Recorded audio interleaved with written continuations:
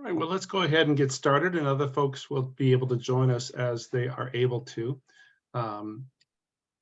Good evening and welcome. I'm Bishop Paul Erickson. My pronouns are he, him, his, and I'm really glad that you could all join us for this session tonight as we learn more about the work of this authentic diversity audit in preparation for a couple of more substantive reports that are coming up at the Synod Assembly this weekend. Let's begin with a brief word of prayer. Holy God, we thank you for this chance to connect and to learn how we can better be a body of Christ that reflects your vision for all of creation, in which every single person is valued and honored for who they are and whose they are. We recognize, Almighty God, that there are many ways that you have created us, and help us to learn and understand and indeed celebrate the great diversity of your creation. Help us to honor each person that we meet, and help us to learn how we can best structure our systems, our processes, and our churches that we can better reflect your will for all creation through Christ our Lord. Amen. Again, thank you for joining us this evening. We will be taking just a few minutes to set the context here, and then we'll turn it over to Drs. Gold and Ingerfield in just a minute. But as you may well have heard and understood, we have been a part of this authentic diversity audit it's been almost a year now. It was a year ago that we actually signed a contract, and we got started on this work with some initial conversations. I think it was probably July of last summer.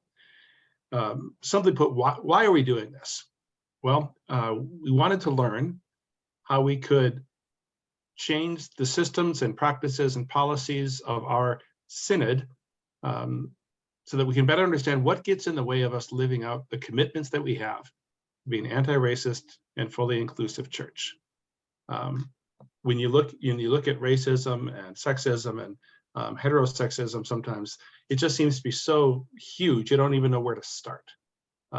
So the audit, we're hoping, will help us focus our attention on the things that need that we can actually start to do.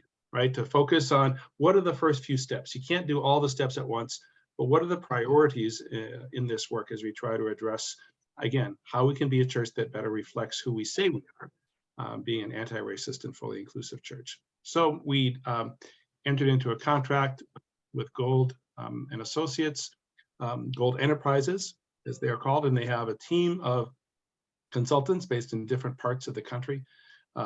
They were with us. We began this work, and they'll talk about this in more detail. I'm just going to give you the very high overarching arc of where this fits in. Did some work in the fall with a survey, gave us an initial report in January. They've continued to do some work since that time in January with some focus groups and individual conversations and kind of looking at our document and processes, written documents that we have in the Synod. And then at the Synod Assembly on Friday and Saturday, they'll be giving us an updated report on where we are now. From that, we will develop a strategic plan of how are we going to lean into and do some work on these issues. So hopefully this work will continue then after our contract with Gold Enterprises ends. Then the workload shifts more to us to then carry it forward. So this is not the beginning, it's not the end. It's somewhere in the 6th or 7th inning of this work, I would say, if we're going to use a baseball analogy. But I'm really, really grateful that all of you were able to join us tonight. And I'm just going to go ahead and turn it over to Dr. Gold and Dr. Ingerfield to tell us. And part of the idea of this was to make sure that folks who were not present in January at our Together in Mission event, and for who are, this is kind of first time they're hearing this, help them understand a little bit of what we've been doing thus far so that they can better enter the conversations on Friday and Saturday. With that, I'll just turn it over to Dr. Gold, Dr. Ingerfield, and take it from here. Awesome. Thank you for that. I really appreciate you all inviting us to be in your space during this time, given that we realize that it almost requires an on-ramp to get started with this work that we've been so heavily involved with for months, as Bishop mentioned, but also to being very open to having conversation about our methods, our approach, and how we got to the place that we're in now that informs the work. And so given that, I have Dr. Ingerfield with me calling in from Colorado. I'm calling in from Maryland. And so I always find it really fun when Dr. Ingerfield and I are on calls together, and I can look outside and it's completely dark outside my window, but it's light outside hers. So we have lots of those conversations, but good to see that we're crossing so many different time zones tonight. So our time together tonight is to make sure that we cover a number of items in regards to the outcomes of our audit. And so I'm going to be sharing with you some visuals here. I'm going to flip over to my screen. And what we'd like for you to do, because we want to be really cognizant of the time we have available with you all. And so if you have questions, please make sure to either drop them in the chat or jot them down for us so that you don't forget what your question was. If you're like me, I'll forget as soon as I come up with my great thought. And so with that, we will have opportunities to pause and hear those questions and definitely address them. This is your time. And given this, we realize that our team has been so heavily involved with this work for so long that there may be things that you are not aware of that you'd like more detailed information about. And so we're glad to offer that to you today. Okay. And so given that, we're really grateful. We're up to, 27 folks in the room. So we're grateful for you all being here. And we're just going to dive in regards to our team and our work. We have been involved with this process since the very beginning of drafting the proposal of the work that we are now accomplishing. This is our great team. Dr. Ingerfield is on the call with us currently, but I just wanted to name that Malika Clinkscales, as well as Dr. Andrea Rodriguez, were very involved in the entirety of this process up to this point. And so we wanted to make sure that we just acknowledge their work, and also for those that were at Together in Mission, all four of us were there to present. And so we're really grateful to have such a strong team that looks at this entire project from various important lenses. So we're grateful for them. And so given that our team had lots of different roles, but let me just give you the breakdown of those roles. Of course, I was responsible for being the project manager for this work, making sure that we stayed on target as best as possible. And also, too, when there were necessary pivots in the work, that we certainly address those in ways that work across the timeline and make sure that we get to a place that we had actionable items to use as a result of this process. So I served as the project manager, as well as the one that crafted our dialogue facilitation to give us a model of really questions that we used for all focus groups, but also making sure that they were tailored to those groups in such a way that you could still answer the questions, but through particular identity lenses. So we had a number of focus groups there. Also, too, I want to acknowledge that Dr. Ingerfield did a lot of heavy lifting in regards to the survey. And so I worked with her with developing the resulting report, but it was her brain that really dove into making sure the items were crafted well, and that we certainly got the response that we desired. So Dr. Ingerfield did really great work there. And then moving forward, the portion that we haven't gotten to yet, but that's the next step, is around the design thinking of the strategic planning process. Our goal was not to give you a big report and then you sit wondering exactly what to do with it. But instead, myself, Dr. Rodriguez, will be moving the Synod through the strategic planning process. So not only do you know what we think are best practices for the Synod to follow up on, but also you get to strategize on how you want to get there. And so that's why that strategic planning piece is so important. And we happen to use design thinking for our approach to strategic planning. And so we'll touch on that quite a bit this weekend when we see you all in Milwaukee. Okay. A few things that we mentioned in our proposal all the way from the beginning up until this point, and just a reminder of these, the guiding principles that really articulate our values around this work. As Bishop mentioned, we realize that work will continue beyond our scope of work and beyond Gold Enterprises involvement. And we want to make sure that we help you to build the capacity to do that work beyond us. Any consultant is probably not worth their salt if they create a situation where the organization is completely dependent upon the consultant. And so given that, we want to make sure you have the capacity to do the work beyond our scope of work. We wanted to make sure we engaged folks authentically and in ways that hopefully promoted the vulnerability for us to get really to the root of challenges so that we can certainly help to address or refine them. We definitely use the continuous improvement model, which basically means as you know better, you do better.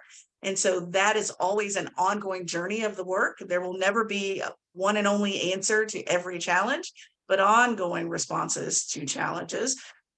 Of course, we used intersectional approaches. And so we realized that it's very tough to separate identity groups one from another. And so even as we're doing anti-racism work, even as we're doing work specifically around LGBTQIA populations, we could run the gamut of 50 plus different identity groups, but we don't dissect them, but we actually work hard to see those intersections and the multiple oppressions that can occur as a result of that. And then, of course, using that anti-oppression framework. How do we ensure that voices that have not been listened to in the past are listened to, those that may have been pushed to the margins are brought to the center in such a way that this guides the entirety of our work thus far and moving forward, all that we suggest in regards to the strategic planning part of this process. Now, how do we check ourselves as we do this work in regards to our ongoing litmus test? These are the questions that we ask ourselves quite often. I won't go into each and every one of these, but I'm just going to highlight a few that are my favorites because they keep me on course quite a bit. Whose interests are being underserved is really important to me. Of course, what's the risk if we do nothing? What would have been the risk for the Synod if we had never met and there was never any proposal sent and we just didn't embark upon this journey? And then I like to make sure that we interrupt where we are, meaning that top left question, what are the current norms, practices, policies, and procedures, traditions even, that may have historically and continue to exclude or oppress individuals? So this does involve a good bit of change and disruption, of course. That's to be assumed. Right. All right, so let's get into phase one. What have we done up to this point? With phase one, a few things have occurred. We definitely conducted a document review, which was part of our preliminary reporting out, especially at Together in Mission. And so we looked at policies, we looked at processes, we looked at marketing and outgoing communications, org charts, strategic plans, anything that had been written down in the past, we took a look at. We also wanted to make sure that that helped to inform questions that were crafted for our survey. And so given that, it was really important for us to lay the groundwork so that we were well aware of the Synod's history of work and even where there may have been gaps in the work of anti-racism and oppression work. And so that was one of our first steps in regards to the assessment of the Synod. Okay. All right. And so as a part of that and the survey review, preliminary reporting, we focused on these 6 areas, which were the major themes that emerged from all that we reviewed up to that point. And as you can see, we had these 6 areas of human resources, self-awareness of the Synod, identity, specifically digging into LGBTQIA identity, because that did emerge in the data, communication, which I think cuts across every single other major theme. And then, of course, specifically on racial justice and anti-racism work. So those are our 3 big categories, big themes, big buckets that we can put all of our findings into up to this point. All right, so just a few things to think about here. Each of those major themes could be boiled down to some other minor themes. So for example, when it comes to racial justice and anti-racism, we focused on several different minor themes, such as leadership, right? We were thinking about who's in the roles of anti-racism representative and what does it mean to make sure those positions are filled and active, for example. The academic piece of anti-racism. So for example, we got some feedback that mentioned that the March 22nd anti-racism training may have been too academic for some. And so some called for some actionable steps to follow through on the work. We mentioned white fragility as one of the minor themes as well, because there were a number of quotes, we're just picking out one as an example, where folks mentioned, oftentimes while taking trainings like this, I felt attacked as a white person, even while learning. This was presented very well and fostered growth and further exploration. So what does it mean to feel attacked as we're trying to grow and learn and develop over time? Racial justice integration. How is this folded into the worshiping community? Right? Is it folded into preaching actively? Is it folded into teaching actively? All aspects of the church, rather than anti-racism work seemingly being separate and apart from Christology and theology across the Synod. How can we put those dots a bit closer together and, in fact, overlapping? We also saw that with that lack of racial justice and integration, this was quite interesting. One quote mentioned, "We talk more about LGBTQIA and BIPOC inclusion than forgiveness of sins, the resurrection of the dead, the kingdom of God, etc." So again, how do we make sure that folks do understand the glaring overlaps of Christology, theology, and oppression work at the very same time? Okay. And then one person mentioned they would prefer more conversations about Jesus, which to us, Dr. Ingerfield and I talked about this particular quote quite a bit when we were really reflecting on this quote presumes that racial justice, anti-racism, and Christology are not overlapping, when in fact we see them as very much overlapping. Okay. I'll move quickly to identity. I know that we have a couple of different buckets here in regards to identity broadly, and then going deeper into LGBTQIA identity. But let's just talk about this one really quickly when it comes to gender, okay? What happens for our trans or gender neutral individuals within the Synod? Is there a place for them? Or are our titles specifically focused on female, male, for example, right? Or for example, we noticed in Lutheran campus ministry, which is kind of that's one of my heartthrobs. I was campus minister in a former life. And with this, what I think is really important is to consider, what does it mean when we say that we can only elect no more than 2 students, and we're preferring that they're of different gender identities? Does that we're considering non-binary, or does it not? Not quite clear there. Okay. Event evaluations, for example, people question the pronoun movement, which I thought was quite interesting. Dr. Ingerfield, I don't know about you, but this is the first time I've ever heard the language pronoun movement. Maybe I'm not up to speed as I should be, but again, it begs the question of, what does that mean? And is that meant to be helpful or harmful? Not quite sure, right? There was one quote that we really appreciated. Please start to make pronouns an explicitly stated part of introductions at any Synod event, not just the LGBTQIA focused ones. So again, how do we make this work broad sweeping across the Synod rather than overly focused, or even pigeonholed, if you will, into particularly themed events and gatherings? And we did it name, family, medical leave, for example, and inclusive language. Again, we did separate an entire theme on human resources, which may not be appropriate for everyone to hear because there's not that much that applies to a smaller group of folks, but we did want to name that those were some things that highlighted in human resources as a larger bucket. We found it a little curious that parental leave was solely wrapped around school-affiliated needs, maybe conferences, et cetera. So these are some things to think about here. And then we noticed quite clearly when you do a document review, you look for what's there and also what's not there. And so we noticed that there wasn't a mention of neurodiversity, and there also was not a mention specifically of military or veteran status, and particularly as it relates to post-traumatic stress. Okay, so given that these were a few things that we noticed weren't present in some of the documents. Okay. Self-awareness, I'll just pick out a few here. We pulled out some quotes that were really popping out to us from event evaluations, right? And so being aware of one's privilege and also others' oppression at the very same time is a really big concern around that self-awareness piece, right? So for example, that second quote, no matter how you slant it, I am not ashamed of my heritage and expect that no one should be. I really do not need training on how to treat my fellow human beings with respect, no matter what their preferred pronoun, right? That was a really illuminating quote because on one hand, it's saying, I don't need training to respect others. But then in the second half of the quote, it's actually disrespecting others at the very same time.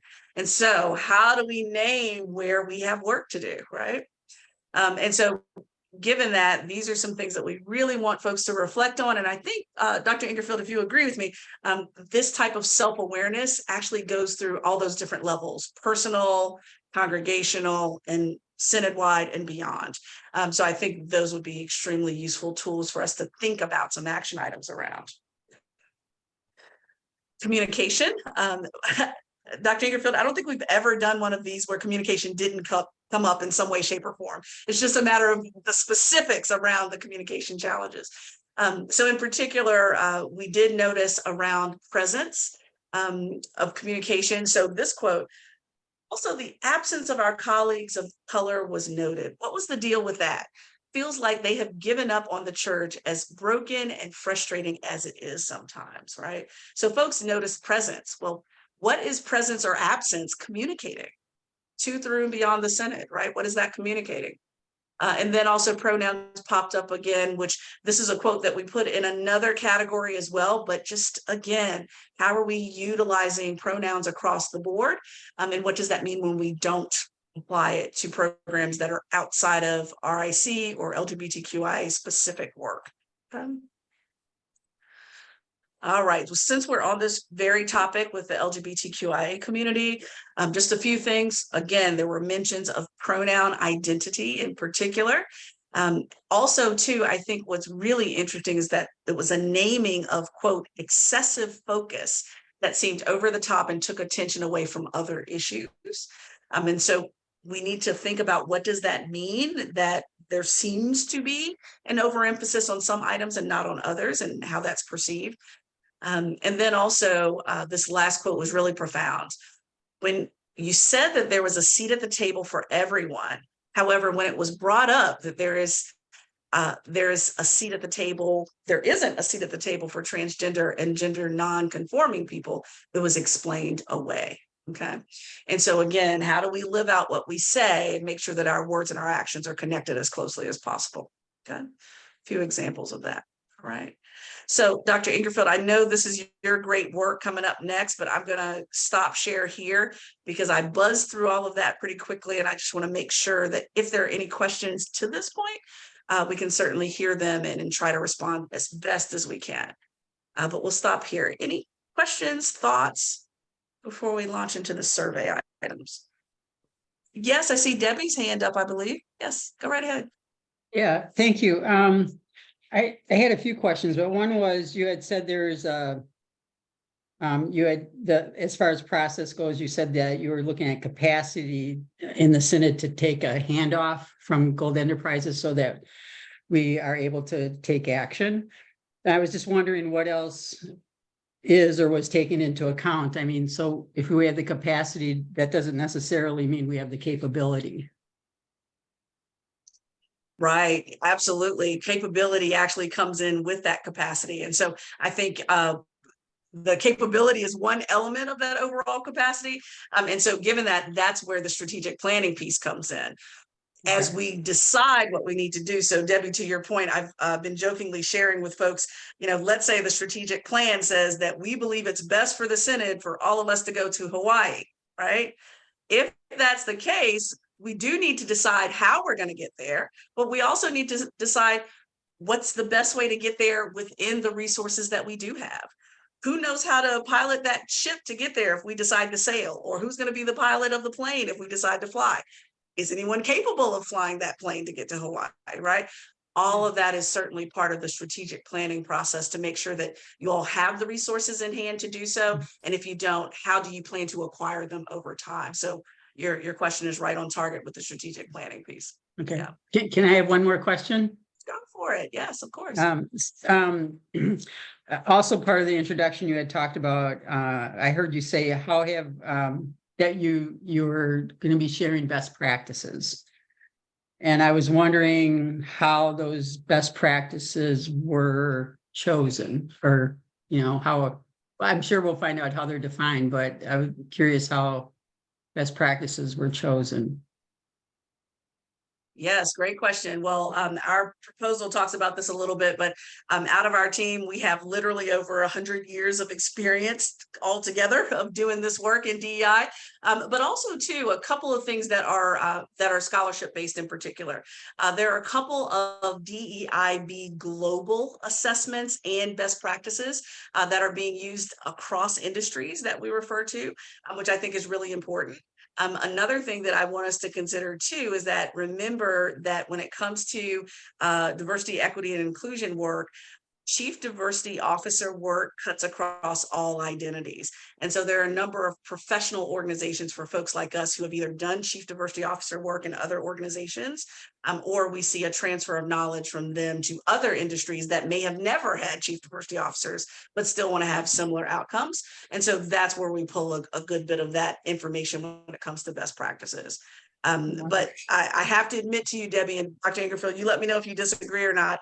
There's been plenty of times where we've studied a certain approach to work in theory, but our 100+ years of practice says it only works in the perfect ideal situation. And so here's how to buffer yourself when we know that life is not ideal or perfect. And so we give you the both ends. So just knowing that that's not perfect, but that's what we draw from. But Dr. Ingerfield, please feel free to jump on that if you like. Thank you for that. Thank you so much. Of course. Anyone else?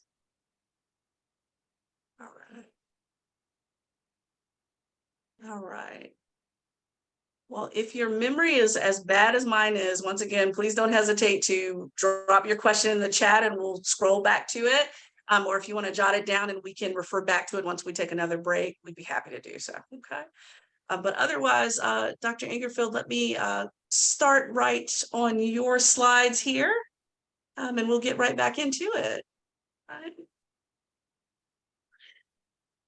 Great. All right. So now we're going to jump into the survey. So I'm gonna stay fairly high level with this because it's very easy to end up in the weeds and then you're lost for days. So we're gonna skate across the top, but as Dr. Gold said, if you have questions, please drop them into the chat and we'll also pause at the end of this to give you an opportunity to ask. So we primarily used email as the vehicle to send out information about the survey. There were some other methods too, but the primary vehicle was email. And so we had 612 people who began the survey, and that broke down, you can see on that top line there, 446 laity and 138 rostered ministers. And then of that 612, 507 people finished the survey, and that broke down as 389 laity and 118 rostered ministers. And the ministers group included active, retired, and on leave ministers. So a good selection of people completed the survey. Let's go to the next slide. One thing that's important to note is that of the people that responded to the survey was a little bit skewed towards white, heterosexual, upper middle class women who are older than 45. So, and a number of, that was kind of the largest group. And unfortunately, we also had less than 10 people who were under 24 years old responded. Part of what we understand to be the issue there is, it comes back to communication, right?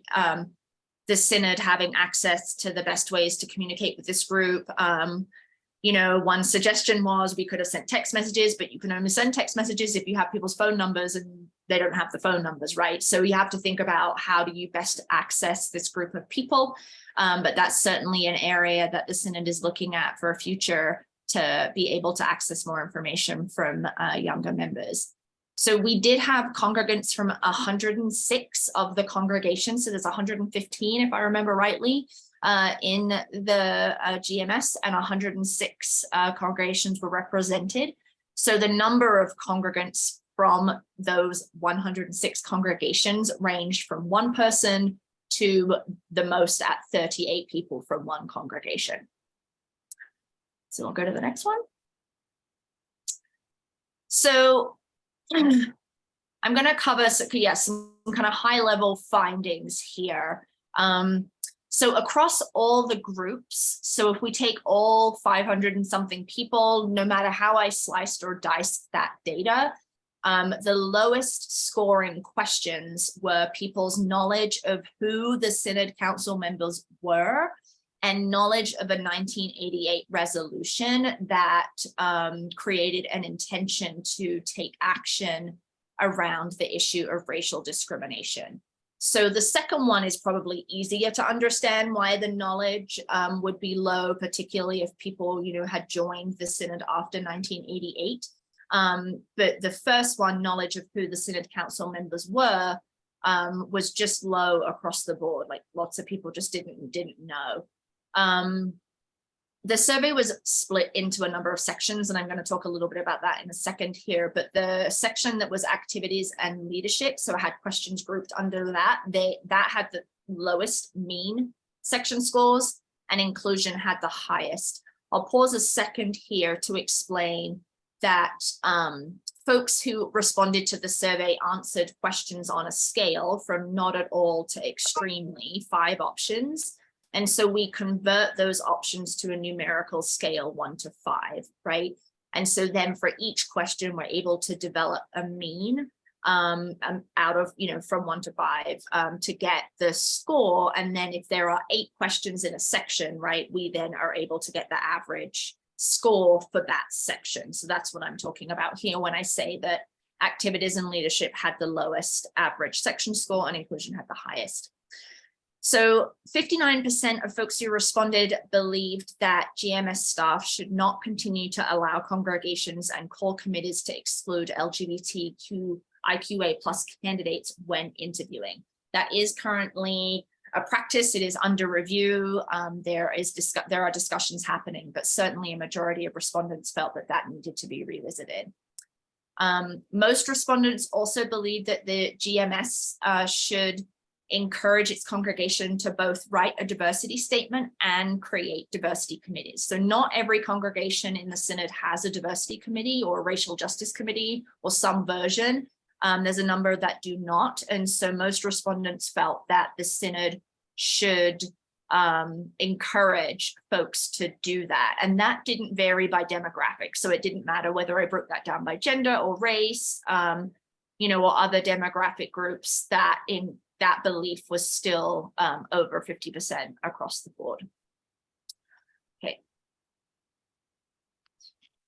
So one of the questions we asked was the speed at which the Synod is implementing racial justice work. Like what, is it too slow? Is it too fast? And so the median rating here was 3, so slightly too slow. But when I sliced that question by racial identity for all of the respondents who identify as folks of color, it dropped to 2.5, which is between slightly too slow and moderately too slow. So it's a drop that's worthy of note because the scale for this was a 7-point scale, and that's a 0.5 point drop. So it's a decent sized drop when we look at that based on racial identity. Across all groups, respondents rated their congregation poorly for readiness or openness to interview a transgender candidate for minister. So that low rating didn't change based on how I sliced and diced the data by demographic. And then for rostered ministers who went through the candidacy process, whether or not there was a central messaging around equity and inclusion had a low rating, right? So a number of the ministers who went through that process did not feel like equity and inclusion was central to that process. And then respondents also appeared unfamiliar with how they could report discrimination to the Synod. So that is, ministers didn't feel like they had the knowledge to tell a congregant how they could report discrimination to the Synod should a congregant come to them and say, I've experienced discrimination from someone in the Synod, what do I do, right? So there was a low knowledge level there. Okay. This is perhaps not surprising, but I think it is useful information, number 8. So racial justice and diversity initiatives were far less known at the synod level than at the congregational level for respondents.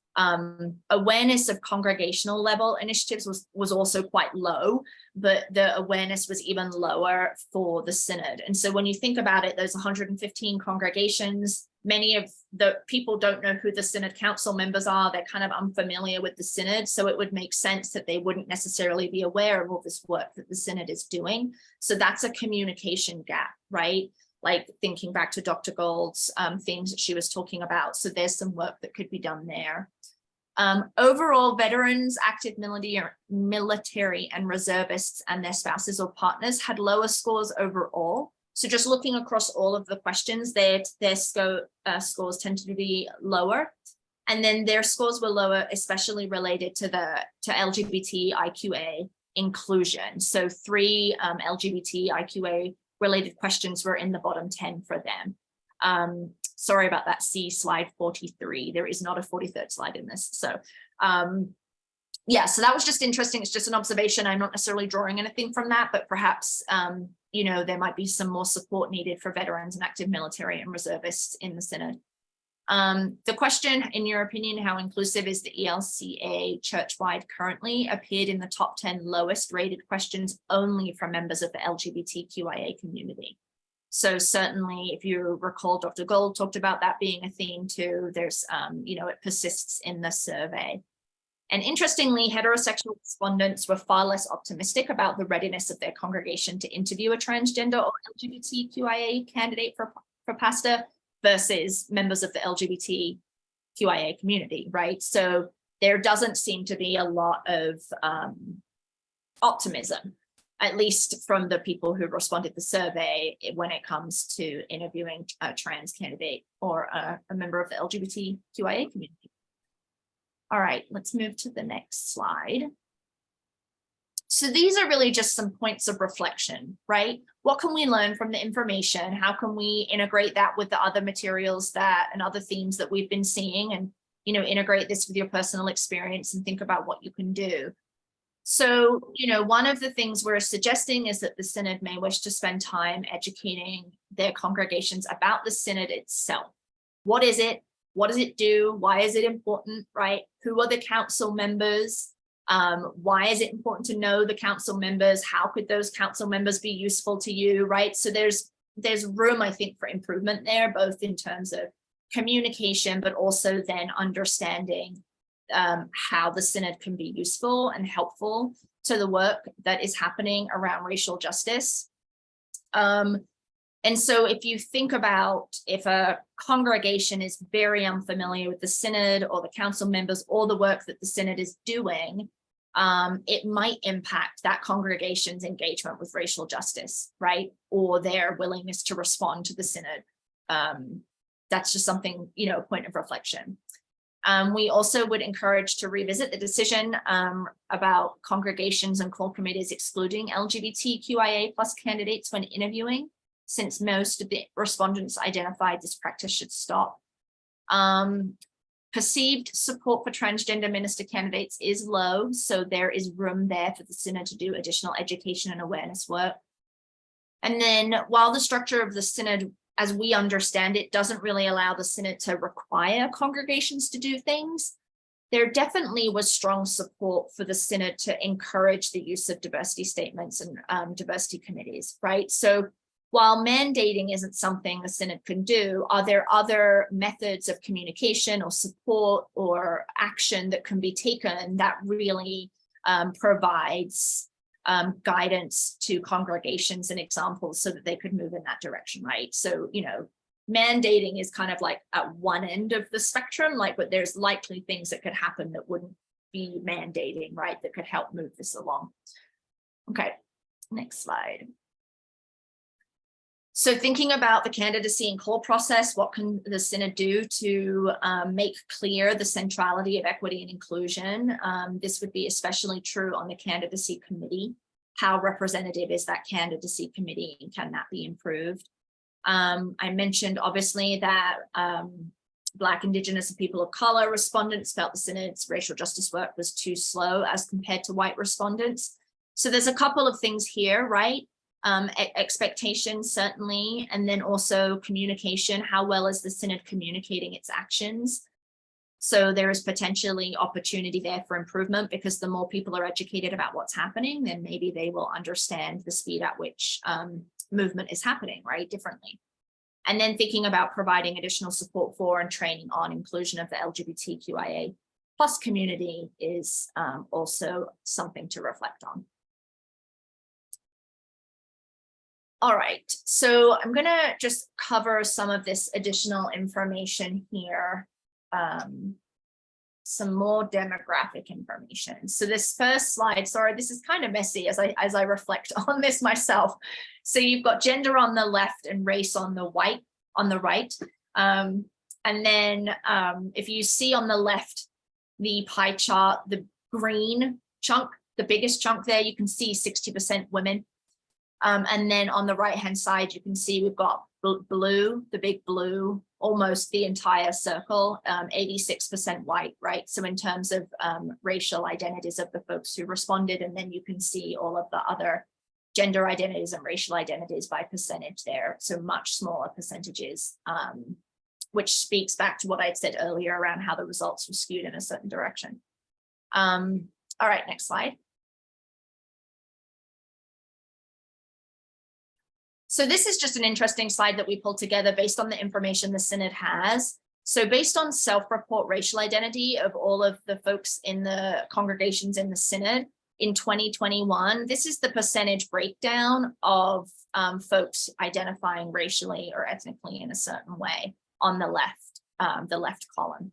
So if you see here on the top line right below the title, African American or Black, within the entire synod, based on what was self-reported in 2021, there's 1.77% of folks who identify as African American or Black. The percentage of respondents who identified as African American or Black is 2.49. So we actually had a higher percentage response from folks in the community identifying as African American and Black than is represented in the larger group, right? And so you can see for, as you go down and you compare the left column to the right column, you can see they're either slightly higher or pretty close. So we had definitely a good representation of folks of color responding. Asian folks and Pacific Islander folks was actually less, 1.12% of members of the synod in 2021 versus 0.36 of folks who responded to the survey. And then the same for Latinx and Hispanic. There is a percentage point drop there in terms of how many people identify this way in the larger group versus those who responded to the survey. And then you can see multiracial is slightly more and white is pretty close. So it's just a useful snapshot in terms of understanding. It's a fairly representative, the group of people who responded are fairly well matched in terms of that racial breakdown as to what the larger group at the synod is. Okay, let's go to the next one. So some more, we've got sexual orientation and age. As you can see with sexual orientation, the big green part of that pie chart is heterosexual or straight. And so 84% of folks identified as heterosexual or straight. And then on the right, we've got age. And you can see there's a lot more diversity in age, right? In terms of who is responding. We've got folks, the smaller numbers as you get younger, but then as we start into the 20s, 30s, 40s, we start to see a number of people increase, right? And then it does skew a little older, like I had said before. If you go 45 and older, you've got 9%, 18%, and 27%. So slightly older group of people responded to the survey, but a good distribution nonetheless. All right, next slide. And then this is veteran or military status. You can see the red or the pink on the left there is most people. 63% do not identify as being a veteran or serving in the military, either themselves or their partners or spouses. And then on the right, you can see that there is a breakdown of the folks of how that breaks down in terms of veteran status or reservist and such. So, okay. Disability status. So this is, so we asked the question, do you identify as having a disability, medical condition, and or chronic illness? And for those people who said yes, that was 131 people. This is kind of the distribution of the kinds of physical or cognitive ability differences that folks have. And then when someone identified if they had more than one item, then that I group together as multiple disabilities and or chronic illness. So 41% of folks, so just under half of that 131 people identify as having multiple disabilities and or chronic illnesses or medical conditions, right? So I think that's an important stat to understand and to know when you're thinking about inclusion in the Synod. All right, next one.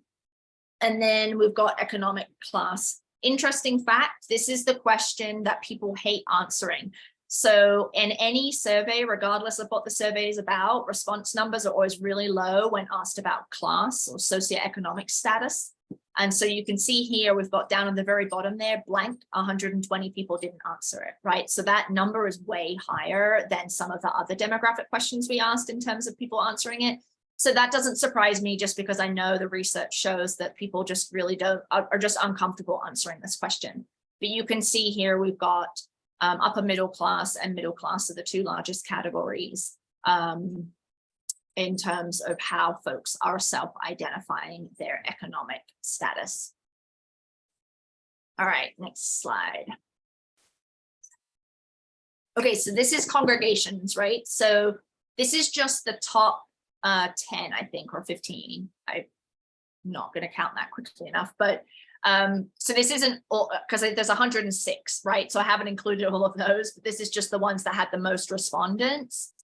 But you can see here, so St. John's Brookfield is the second from the bottom. That was 38 people from St. John's, but right above St. John's, where I've bolded, is blank. So there were 30 people that left that question blank. And then below St. John's, we've got 43 people who affirmatively checked that they did not want to share their congregation. So that's also interesting, right? That also tells you something, that 43 people did not feel comfortable saying which congregation that they were from in completing the survey. And then I just did a little bit more calculation at the bottom here. 94 congregations had less than 9 respondents and 76 had less than 5. And I actually, someone asked this at Together in Mission, whether the congregations that only had 1 response, whether that was the minister. And I checked, and if I remember correctly, that isn't what it looked like. So of those congregations that are not on this list that had 1 person responding, it wasn't always the minister. It was often like a single congregant. And so the minister hadn't responded, but someone in the congregation had. So it's just an interesting piece of information. Okay. All right. So this is those section means that I referenced earlier. So we had 4 sections: activities and leadership, congregational openness, racial and social justice, and inclusion. And each section had a number of questions underneath them. And so you can see the overall section mean. So it's out of 5, right? So they're all above 3. Generally, anything above 3.5 is pretty good.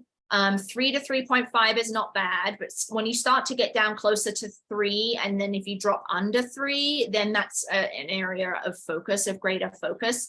So generally speaking, from this really high level, right, you can look at these 4 sections and be like, oh, that's not bad, right? But the activities and leadership piece, this is the question. This is the set of questions where those Synod Council member questions were. And you can see that we're getting pretty close to a 3.0 out of 5 there for that section mean. But then over here on inclusion, we have 3.55. None of the means were over 4 though, right? So, all right, let's go to the next slide. So I don't have all of the information in here because there's so much, and I believe the longer PowerPoint that has all of the information is available on the Synod's website. But here's the top 10 highest rated responses. Rated questions. So out of all the questions, looking at their means or their averages, right, based on how people rated their response, we've got the top 10. So actually the bottom sorry, it's reversed. The bottom is the highest. So how open do you think your congregation is to interviewing a woman candidate for pastor? We have a 4.42 out of 5. So that's a very highly rated question. So it sounds like across all of those 106 congregations, there's readiness for interviewing a woman candidate. And then you can go, so the 10th highest was the top question. How important is it to you that the Greater Milwaukee Synod Council members are gender diverse? That is 3.75 out of 5, right? So this is not broken down by gender or race or sexual orientation. This is just kind of the high level overall, the top 10 highest scoring questions. So it's, you know, and then we've got this, the N column here on the left. I'm using my cursor, but that you can't see that because I'm not the one showing my screen, but the N column, that's how many people responded. And then the missing column is how many people left that question blank, right? And then the mean, so the mean is that first row there, 497 people responded. And so that's 3.75 is the average score for that 497 people, right? That's how to read it. So, okay. If we'll go to the next slide. So this is now those same top 10 questions that we just looked at. I've broken it down here by demographic group. So the first column that says all, that's the mean scores that you just looked at on the previous slide, right? And so then the next column by BIPOC, that's all respondents who identified as a person of color. Then the next one, gender min, that is all people that did not identify as men. So women, trans people, non-binary people. Then the next column, disabled, anyone who identified as having a disability, that's their scores. And then the last column, anyone who identified as LGBTIQA. Now, the way to read the color here is by question. So we'll start with this top question. How important is it to you that the Greater Milwaukee Synod Council members are gender diverse, right? So if you go across here, the red means the lowest score for that question. So when we look at everyone together without breaking it down by identity, we've got a 3.75. But for people of color, it's 3.82. For gender minorities, 3.81. So they're really close. For folks with disabilities, it's 3.85. And then for the LGBTIQA folks, 4.31. So what that tells you is that they have the highest importance, right? So members who identify as LGBTIQA are saying that it's really important that the Synod Council members are gender diverse, right? These scores are all high, right? But it's just giving you kind of a color-coded sense. You can quickly pick out which group rated something the highest, right? So you can see most of the greens here exist down in the LGBTIQA column, right? So for folks with that being one of their identities, it's really important to them that the Synod talks about racial inequity regularly, that members are racially diverse, that the council members are socioeconomically diverse, right? Again, the scores are fairly close. Although you can see, actually, I say that, but this reconciling in Christ congregations question, you've got a 4.78 versus 4.03, 4.09, 4.03, 3.91, right? So there's like a pretty big gap there, which would make sense given the importance of reconciling in Christ for the LGBTIQA community. So that's a little bit about this slide. So let's go on. I want to make sure we don't run out of time here. So this is the lowest, these are the lowest questions. So again, not broken down by demographic. This is just everyone, right, who responded and the lowest questions. So I have the lowest one at the top here, which is the 1988 question, right? That resolution, we had a 1.88 out of 5. So the question was, how aware are you of this directive? And we have 501 people and it was 1.88, so under 2, so really low awareness of it. The next one is, how well do you know your Greater Milwaukee Synod individual council members? 548 people responded to that, and that was 1.92, so pretty low, right? In terms of folks there, and then we go up from there. But these were the bottom 10 questions in terms of that average score out of 5. And these are, I had mentioned a lot of these in the kind of results or in the reflection points, right? These are all areas to think about, you know, how can we improve familiarity, awareness, effectiveness, that sort of thing, right? Okay, let's go to the next one. So here I have those lowest rated questions broken down by role.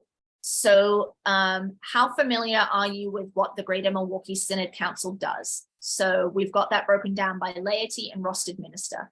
And rostered minister, probably unsurprisingly, is a 3.67 out of 5. So they have a higher awareness around what the Synod Council does vis-a-vis laity, right, at 2.79.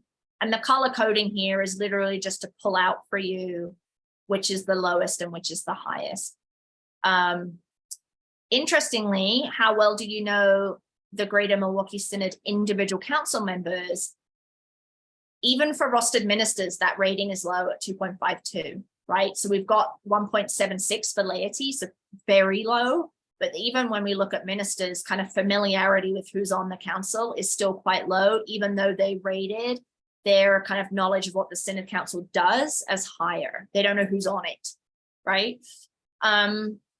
And then communication about racial justice priorities and so on. So this is 5 of the top 10. And then the next slide, Dr. Gold, is the other 5 of the lowest 10 rated questions. I realize that's a bit confusing as I say this out loud, top 10 lowest, right? It's the 10 lowest rated questions, not technically the top. And so again, you can kind of see down here that last question, that 1988 one that we know is the very lowest rated question, even among laity and ministers, right? We've got very low scores there at 1.8 and 2.18. So certainly something to think about as you continue on this journey of racial justice and addressing racial discrimination. Okay, let's go to the next slide. Okay, I think we're going to pause here because we only have about 30 minutes left and Dr. Gold has some stuff to go through, but we'll pause here to have any questions that folks have about those survey results before we jump into the next piece. Yes, I think I see Joyce's hand. Go right ahead.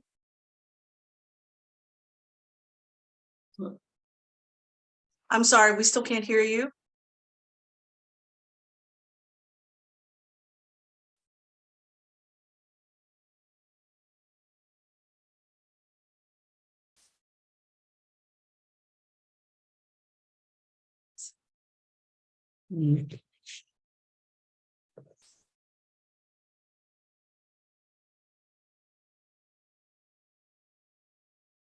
Let's see, I tried to unmute you. Let me try again.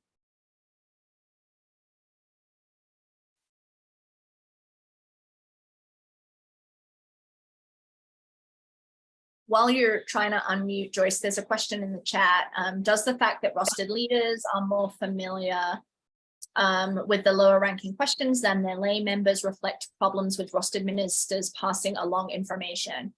Potentially, yes, right? We didn't ask that question, but that would be a reasonable conclusion to come to, that it could be that information is not trickling down. And so, it could also be that congregants aren't reading their email. They don't have email, right? They're, the communication avenues are not very expansive. And so it's hard to get communication out.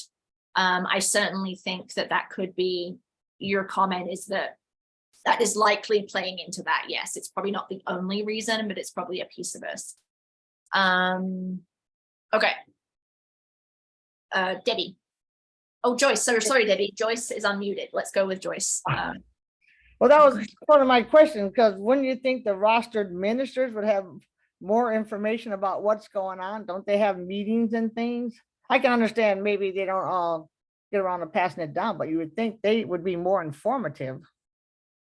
I would think. Yeah, the ins and outs of how information is communicated, the bishop and Dr. Caldwell are probably better positioned to answer that question, or in regards to your comment, Joyce. But I think it's a reasonable assumption to think that the ministers are going to be more educated than their congregants, for sure. Okay. Did you have another question, Joyce, or was that your? Nope, that's it. Oh, okay. All right, Debbie.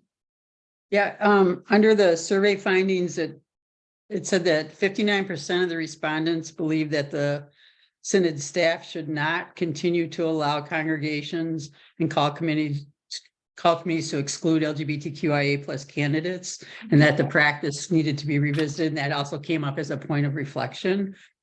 I was curious as to if the folks in the community of LGBTQIA, I guess, would agree with that. And the reason I bring that up is I had a lot of seminary colleagues who were in that community that were placed in internship sites that turned out to be the worst experience they could have ever had. The congregation was not ready or accepting once they got there. And so I guess I'm just out of fear for our siblings in the LGBTQIA community that we're not setting them up for a bad experience. Yeah, absolutely. And that's why it's a point of further reflection. But I also think that it's not up to straight people, for example, to make that decision for a person, right? Right. So, yeah. So your point is important, and I think that needs to be part of the larger conversation. But I would always err on the side of giving as much information to a candidate as possible about a situation and letting them make the choice about whether they want to interview versus taking that choice away from them. Sure. Because of what might happen, right? So it's, yeah. So I think that's where the conversation needs to happen for sure. Yeah. Yep. Thank you. Great question, Debbie. Let's see. Oh, I see another question in the chat. You may have already covered this, but how were people identified to offer the option to complete the survey? So this survey was sent out to everyone within the synod that there were email addresses for. Ministers were encouraged to share. Well, actually, let me backtrack. Bishop and Dr. Calder, you might have to remind me, it was communicated out to a list of information that you had, right? And then it went from there. Yes, I can comment just briefly on the mechanics. We do have email addresses for all of the rostered ministers, pastors, and deacons. Any other emails we have are people who voluntarily sign up for the Synod e-news, right? That's a opt-in for lay people, but we have it all for, so rostered ministers, we know for a fact, received the emails, whether they opened them and read them and distributed them, that's a case-by-case basis. Mm-hmm. So, yeah, but we did indeed ask them to do that and run off copies and make it available for folks. We encouraged that in numerous emails over the course of the fall. This was in, if I'm not mistaken, September and October when we were trying to conduct this survey. Yeah, and we had a Spanish version and paper versions too. So it was really a question of whether the message got through, I think. Yeah. Debbie, again? Right, Yeah. Probably just to affirm what the bishop said there, and it relates to the findings on improving communications, which always, like you said, comes up in every survey.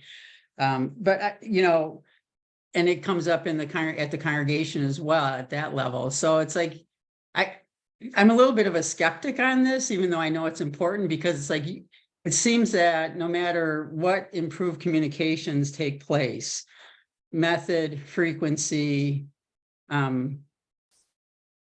it just, people need to be, those improvements can be made and people still don't get it. They still don't know that, we're having a ice cream social on Sunday, so anyway, it's just not to dampen that we shouldn't pay attention to it, but it just seems to be this hamster on the wheel that keeps going around and we're not getting anywhere with it. So I don't know. I'm anxious to hear other people's comments as we get further into this and how that can be improved.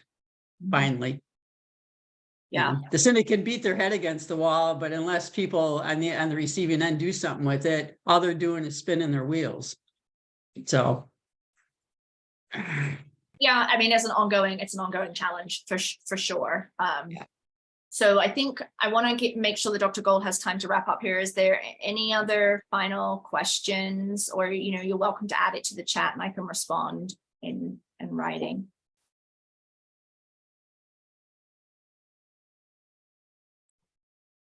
Well, I so appreciate Debbie's point about communication. I'm with you 100%. Is that there's so many different layers to communication, and then Debbie, to your point, even as we improve communication, at some point there's this downward turn, this kind of bell curve that happens, because once you begin to over communicate, people may receive the information, but then they become averse to opening it because, oh, I get that email every day, or oh, I get this every day, and so given that, it's very precarious. And so I appreciate what you're bringing up. How can we make sure that there are fewer gaps in communication, and at the same time hitting the cadence of that communication, the timing? That's why people do communication for a living, I guess, is because there will always be those challenges. I really hear what you're saying, and I wish we had a quick fix to that. We have incremental improvements, but definitely not a full quick fix for that. So I appreciate you. That's really important to think about. So let me go back into the slides really briefly, because I just want to highlight some last things that we're just going to touch upon quickly. Let me make sure I get to my slides here. And part of this for us is to make sure that we have enough time to really set you up for success when it comes to the next steps, right? Because again, this goes back into that capacity building piece of what happens next, and how do we leave the Synod in the best shape possible to continue pushing this work forward beyond the scope of work. And so given that, let me just share with you a few more things before we leave you. But here we are. We're now at the place where, fortunately, we have done a good chunk of work. We had our kickoff meetings. We did our document review, preliminary reporting. We have done that survey review, the preliminary report. We've had our dialogue conversations, focus groups. So now we're at the place where it's time for that strategic planning piece. That's where the champions of this work really help us to coordinate our efforts in such a way that we realize that no, the Synod will not be able to take action on every single best practice that we give you. However, we need to spend time prioritizing what's most important to you as a Synod, and then what are the steps towards making sure that happens. And so that's where we get into that next phase of the strategic planning process, where we use design thinking to do this work. And it's really important for us to think about, of course, our vision and mission, but then too, get very strategic about the work. Again, going to Hawaii, there's lots of ways to get there, but what's going to be our unique strategy for getting there that we've agreed upon? And then what's going to be our approach and our tactics down in the weeds, if you will, in regards to this work. And so that's when we really have a good time facilitating that process of the how do we make this happen. Okay. And so given that, that's where we have a good bit of work to do this weekend leading into strategic planning in regards to helping people to think through what's important now. What is important to us, but maybe there's a few steps that need to happen beforehand to make sure that work is done. Or maybe this is something that we fully support. However, it's outside of our capacity. And so how can we support someone else to do this work better and at the capacity that it needs? And so our time together this weekend will really help us get a little bit closer to thinking about, once we know what those action items are that we suggest, how do we prioritize the most important ones? And then how do we get into the weeds of the actual approach and tactics? Okay. And so given that, folks will walk away with some really good information around that, and we'll have some opportunities to talk roundtable in regards to now prioritizing the work. So Dr. Ingerfield knows we've worked with other clients before where they do get that big list of suggested best practices, and there might be 70, 80, 100 of them that, yes, we suggest, but that doesn't mean that you should do all of them. That means that you need to start somewhere, right? And so the last piece that we really want to pay attention to, of course, and we hope we've done a good job of this up to this point, is that there's layers of change management that needs to happen. People do this work professionally when it comes to managing change over time rather than letting the changes manage us, if you will. And so up to this point, we've done this entire chain of change management from beginning to end in regards to our regular communications about the work, why we're doing it, what we've discovered. And so now, once we get to the strategic planning phase, people want to know the so what of the report. So what are we going to do with this report? What's going to be prioritized? How are we going to prioritize? And so that's how we use this ADKAR model, which I won't get into full depth on this. You all do not want to be in the very long-winded training on this. That's about 40 hours to be certified, and you spend 8 hours working on each element of this ADKAR model. But to give you the short on this is that we have to make people aware of what we're going to prioritize. Hopefully they have the desire to follow suit around those action items, but if not, the folks that are interested possibly need more knowledge and information to do so. And once they have the knowledge to do so, then are they free to do that work or not? I know that will be very different depending on the congregation. Do they have the ability to follow through on the work? And then as that work is being done, how do we continue to reinforce those changes in such a way that we're not like a rubber band that snaps back to status quo or business as usual, if you will. And so then what Dr. Ingerfield and the team and I don't want is for us to have a wonderful relationship with you all, even beyond the scope of work, and find that all those months of work really didn't create change. All those months of work really weren't taken to heart. And so how do we make sure that even as change occurs, that it is stabilized and institutionalized in such a way that we don't snap back to pre-assessment work, okay? And so that's what we're looking forward to, especially as we get into this weekend and beyond. And so I'll stop here for those last few questions if anyone has them, because I know we've given you a lot tonight, and we'll give you more this weekend. But any questions or thoughts or just comments up to this point?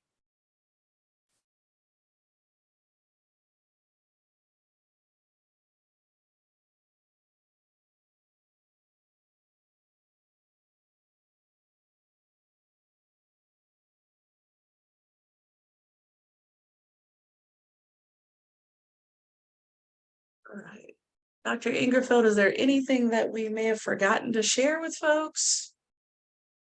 We covered a lot in a short period of time.